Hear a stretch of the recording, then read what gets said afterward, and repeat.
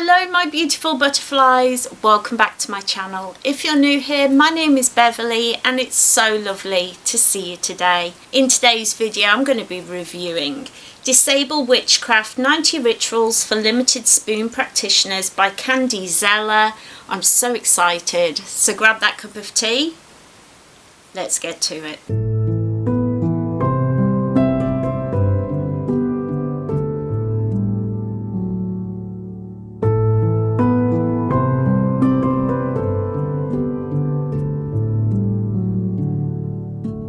So this is such a little book, it's so cute, I love the cover, it is bright pink with so many colours on it, it's just such a pretty, it makes me think of like the 1960s or 1970s, it is so sweet. So this is Disable Witchcraft and I've been so excited to get my little pauses on this one.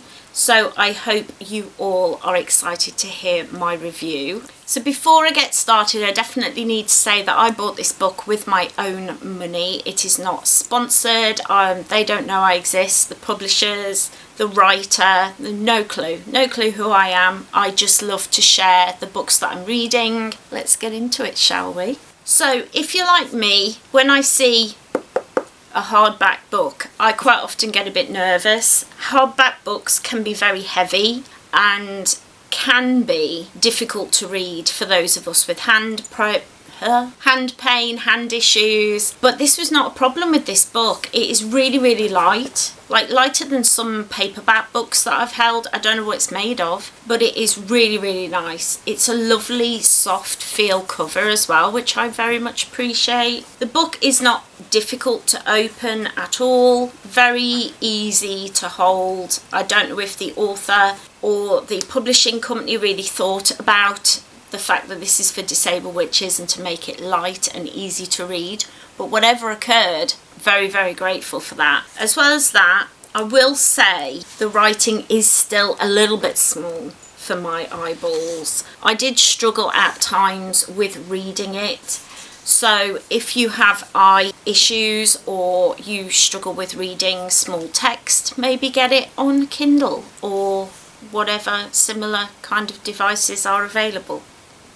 I will say this though, and I know I'm an old lady. I mean, I'm nearly 50 now, and so many people are probably going to say, oh, it's because of her age. But I did feel like the author was very careful with their language, and I do think that is a product of our time at the moment, where language is definitely being discussed a lot, and I think it was a shame, because although this book is really nicely written, it's really lovely to read, did feel like every word had been overthought and that they maybe felt like they were going to upset somebody by using the wrong word, and that must be very difficult for people who are writing books or whatever. I mean, I write blog posts and I sometimes feel the same way, like, am I going to upset somebody if I use the wrong word? But I could feel it somehow when I was reading this. I could feel that kind of, oh, should I be using this word or should I say this word instead? I don't know. Maybe it's just the way it was written,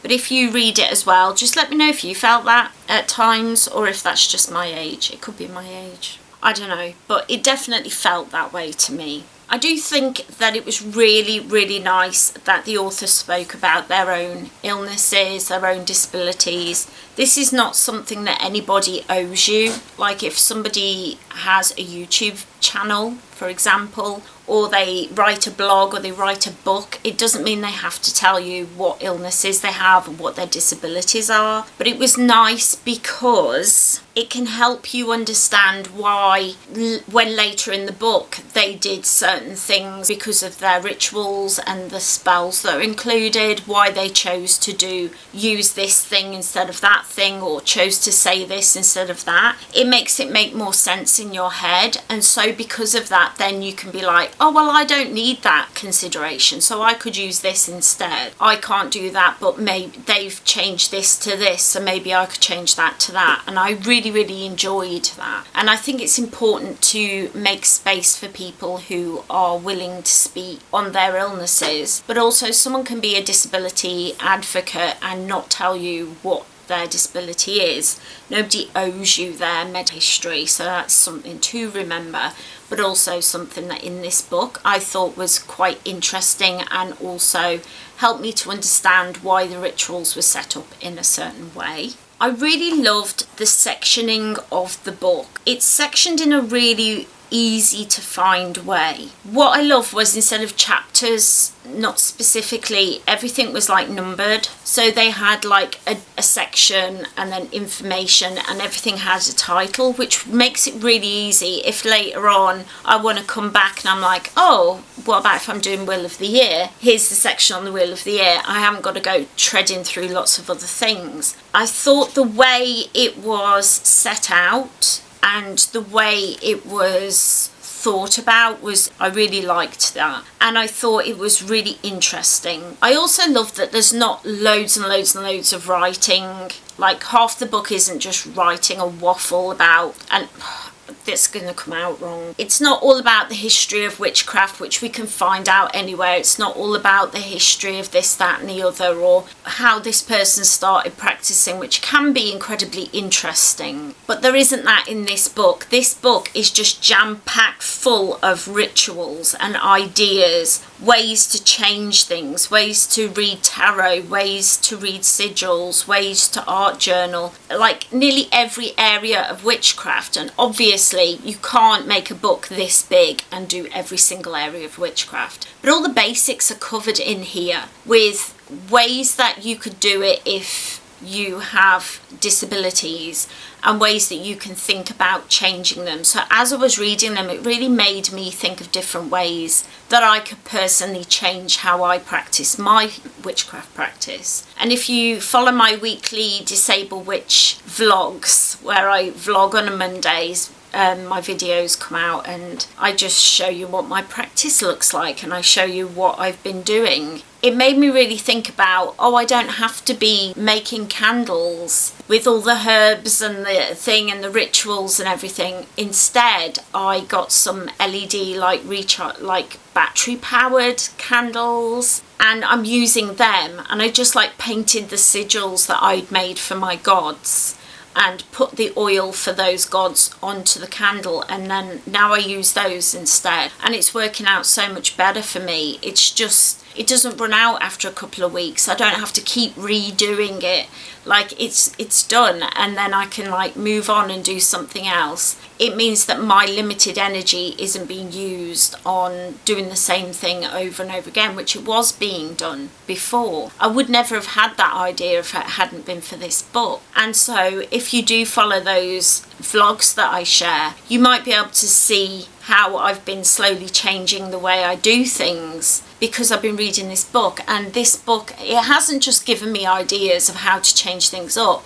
I haven't just been trying things that are in this book, but it's also just giving me ideas of how I can change things up to make them better for myself. And I think that's really important. Too often in the witchcraft space, we feel like we have to do it this way, that way. Our witchcraft has to look this way. Otherwise, we don't fit into the box. We're not included. And that is just not true anymore. We can be practicing witches, and we can use an LED candle, and we lie in bed and do a meditation and maybe pull one card, and there you go, we've done our witchcraft practice for the day. Not everyone can do spells, not everybody's verbal, not everybody has a memory to be able to remember incantations, but in here are so many different ways of changing up your practice, and that is something that has really ignited something in me to keep going with my practice, to stop feeling like, you know, my practice doesn't look like their practice, so maybe I'm not a real witch. that kind of imposter syndrome that can sneak in now and again, this takes that away. So what I absolutely loved about this book as well is that a lot of the items are thrifted. A lot of the items that they use are made from other things, or painted or changed, or thrifted, created. It's all about using what you have or using what you can find, and that is what I absolutely love. I've been trying to show that here on the channel for as long as I can have been doing witchcraft here on the channel, and it's been a while now. I share my thrift hauls every week. The next thrift haul will be up next Friday, and it just felt like I was being seen, and that's what's lovely about this. There's so many authors out there in the witchcraft community who are writing incredible books, and I do these reviews of witchcraft books like every month here on the channel. But I have to admit that quite often I feel like, oh, this book doesn't really apply to me, or I can't really do this. In reality, I can't do this thing. This book, I didn't feel like that. I felt like I could go out, thrift the things, and in the afternoon do a ritual and then have a rest. And that is exactly what we need. We needed a book that made us feel seen. Disable Witchcraft, 90 Rituals for Limited Spoon Practitioners by Candy Zeller, and it's Candy with a K. I will leave a link down below for more information about this book, and I will also leave links for the creator. I really hope they carry on doing more books like this in the witchcraft space, because so many witches I come across, you know, I would just be talking to somebody and they'll say, oh, I do disable witchcraft, and I'll be like, oh my gosh, I'm disabled. It's like this unspoken thing, and quite often witches are neurodivergent or have some form of chronic illness or disability, and so it's wonderful to see more books like this. And I have come across another author who does books like this, and so I may have purchased for myself. What is the next book? I hear you cry. It is this. It is Witches Among Us, Understanding Contemporary Witchcraft and Wicca by Thorn Mooney. Now, Thorn Mooney has written many books. They are a scholar. I think they're like a university lecturer in America about Wicca and witchcraft, which is incredibly interesting. But this book, I'm really, really excited. I've already started reading it.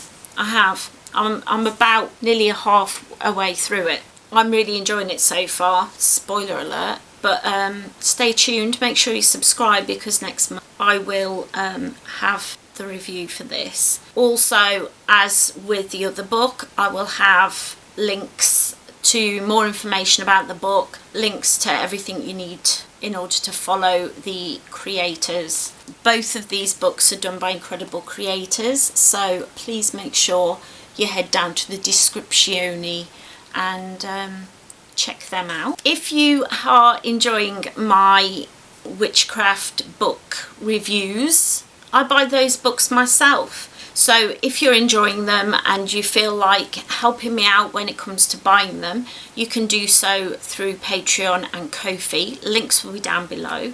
You can leave me a little tip on Kofi, or you can join for just £2 a month. So I try to keep it as cheap as possible, because I want anybody to be able to support me if they want. There is no pressure, but if you want.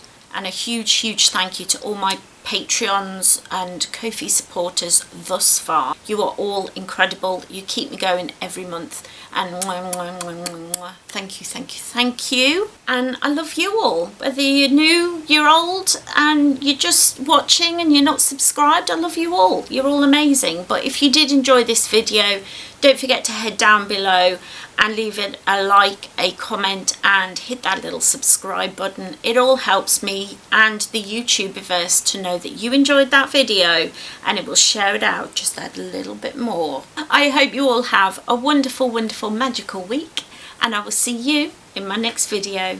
Bye!